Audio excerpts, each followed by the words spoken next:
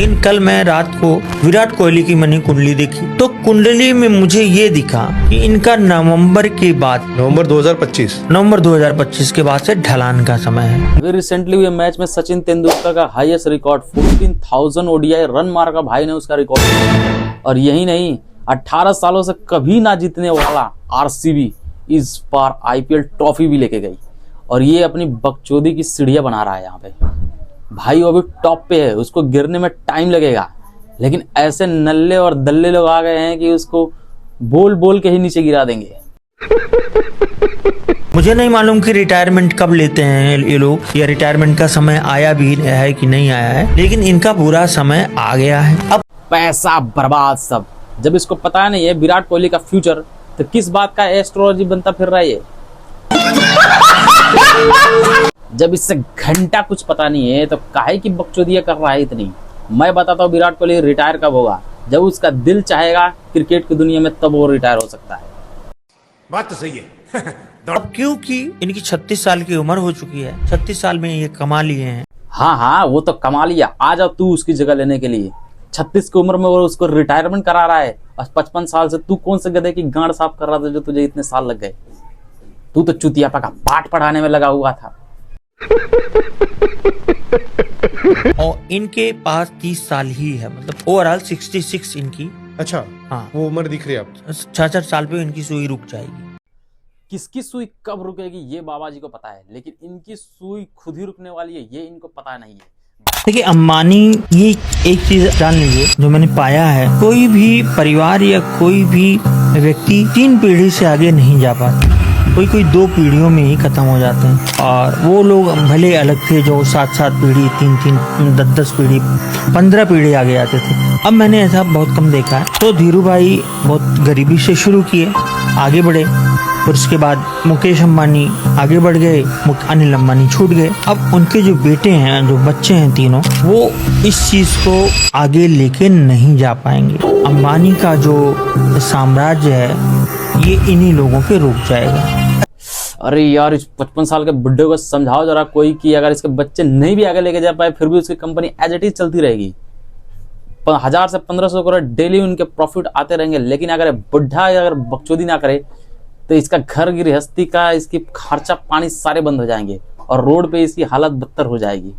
ये प्रिडिक्शन उन्हीं लोगों का करता है जो लोग फेमस है, फेमस क्रिकेटर, फेमस बिजनेसमैन, और बीजेपी के जो बड़े बड़े नेता हैं उनकी प्रिडिक्शन कर रहा है, जिनकी है ज्यादा हाइप है, जो ज्यादा लेवल पे खड़े हुए हैं। गजब बेइज्जती है। 2 खान है, 3 खान में आमिर खान को हटा दीजिए। जो 2 खान है वो 67.5, 67 या 68 की एज में उनकी डिमाइस है, धरती छोड़ देंगे। दोनों का एक ही साल वो होगा, एक ही उम्र में, एक तो बीमारी से ही और दूसरे का भी लगभग यही रहेगा।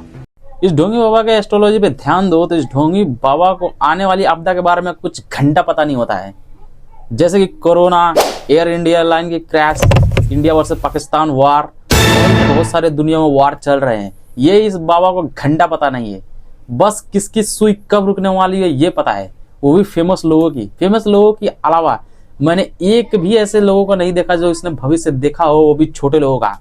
बस जो फेमस हो, जो बड़े लोग हैं, उन्हीं का भविष्य देख रहा है, क्योंकि इसको भी जल्दी मालदार कमाना है। क्योंकि बीजेपी की एक पॉलिसी है कि जब भी कोई उनका प्राइम मिनिस्टर 75 एज पूरी कर देगा उसके बाद वो पीएम नहीं बनता। तो हमें पता है कि इस साल Modi ji 75 years of as complete कर लेंगे। तो आपको क्या लगता है कि आने वाले टाइम में मोदी जी के बाद कौन प्राइम मिनिस्टर हमारे इंडिया बन सकता है? ये बहुत कठिन सवाल है, क्योंकि मेरे पास जितनी कुंडलियां हैं उनमें कोई ऐसा कंप्लीट कुंडली अभी नहीं दिख रही है। जैसे योगी जी का है वो बन सकते हैं, पर अभी नहीं दिखते। अच्छा, अभी नहीं दिखते। थोड़ा सा फडणवीस की कुंडली अच्छी है, गडकरी जी की भी कुंडली कंपेरेटिवली ठीक है, अभी अच्छी है। तो हो सकता है कि कुछ दिन के लिए वो बने, लेकिन ये भी हो सकता है कि बिल्कुल नया फेस हो जाए, कोई आ जाए, अचानक से आ जाए।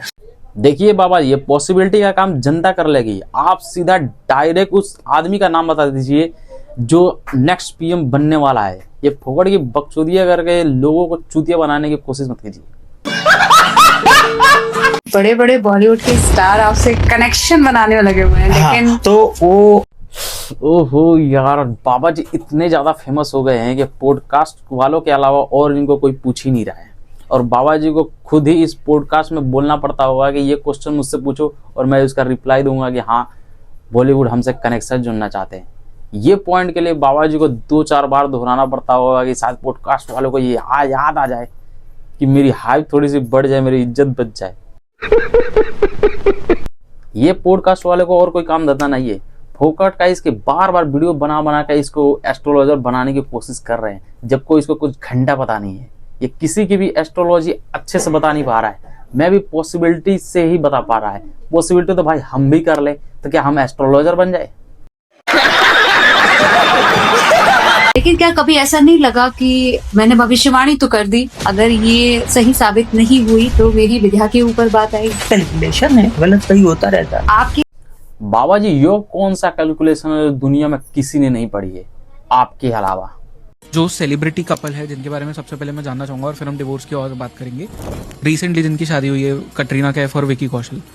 हाँ, कटरीना कैफ और विकी कौशल के बारे में कई लोगों ने पूछा तो मैंने कहा हाँ ठीक है चलेगा। लेकिन एक दिन, ये करीब 1 हफ्ते हुए, मैंने कटरीना कैफ की हॉरोस्कोप देखी और ये थोड़ा विवादित भी हो सकता है कि लोग कह सकते हैं कि आपने इनके बाद, शायद मैंने कहा था मुझे याद नहीं, लेकिन जब वो कुंडली देखे तो मैं तो दंग रह गया। तो ऐसी पूरी संभावना है कि 2 से 2.5 साल के भीतर ये शादी नहीं चलेगी। और करीना कपूर की कुंडली है और मेरा 2010 का प्रेडिक्शन है, अपने ब्लॉग में मैंने लिखा था ये शादी नहीं चलेगी। ठीक, इस बाबा के भविष्यवाणी सिर्फ और सिर्फ बुरे काम को ही देखने में काम आती है, जैसे किसी का डिवोर्स होना हो या फिर किसी की नुमाइश निकलनी हो। गाइस, अब इसकी भविष्यवाणी मेरे अंदर और सहन नहीं हो सकती। एम करते हैं बस 1000 लाइक की। अगर आपको ऐसी वीडियो पसंद नहीं आ रही है तो कमेंट, लाइक करो, सब्सक्राइब करो। मिलते हैं नेक्स्ट वीडियो में। Thank you so much for watching.